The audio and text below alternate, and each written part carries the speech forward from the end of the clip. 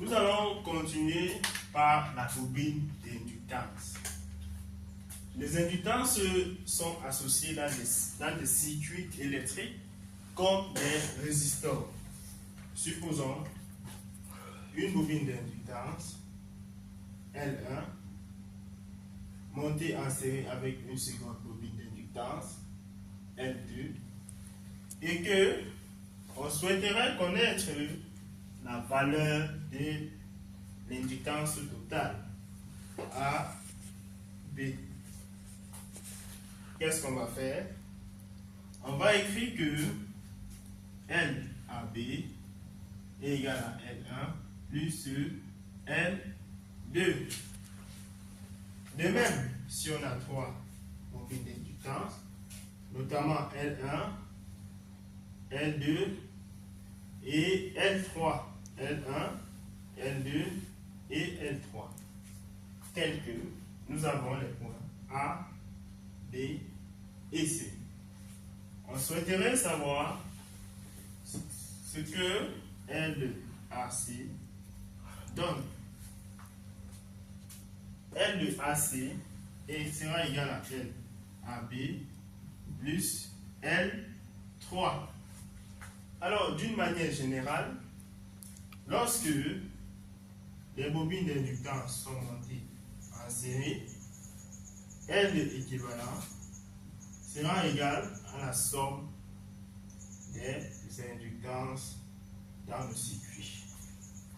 De même, si on a deux bobines d'inductance montées en parallèle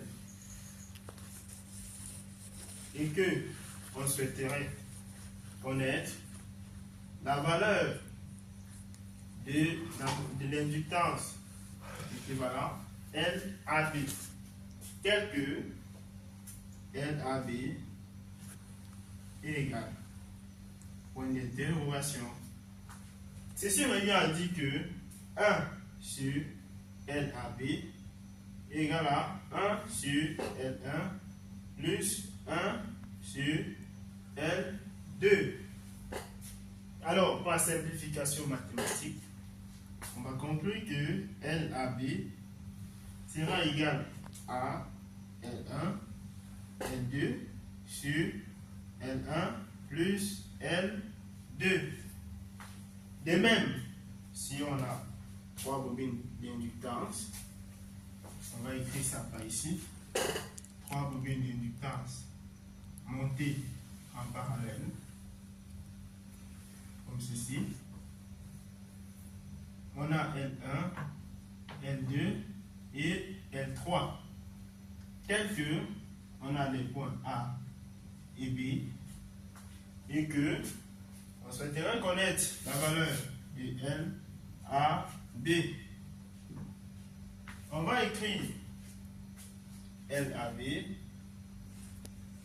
égale ici à 1 sur 1 sur L1 plus 1 sur L2 plus 1 sur L3. Pourquoi j'écris ceci? C'est parce que on peut encore écrire 1 sur LAB égale à 1 sur L1 plus 1 sur L2 plus 1 sur L3. Alors, si on décide de mettre une parenthèse comme ceci et que on devait mettre une croix comme ceci, on fait LAB fois la parenthèse, c'est égal à 1. Ça veut dire que LAB fois la parenthèse 1 sur L1 plus 1 sur L2 plus 1 sur L3 égale à 1. Sachant que c'est LAB qu'on cherche, alors ici c'est en train de multiplier. Quand ça traverse la parenthèse, ça va diviser. C'est pourquoi j'écris LAB égale à 1 sur la somme des 1 sur L. Alors d'une manière générale, le 1 de L équivalent en montée en parallèle sera égal à la somme des 1 sur L indice N.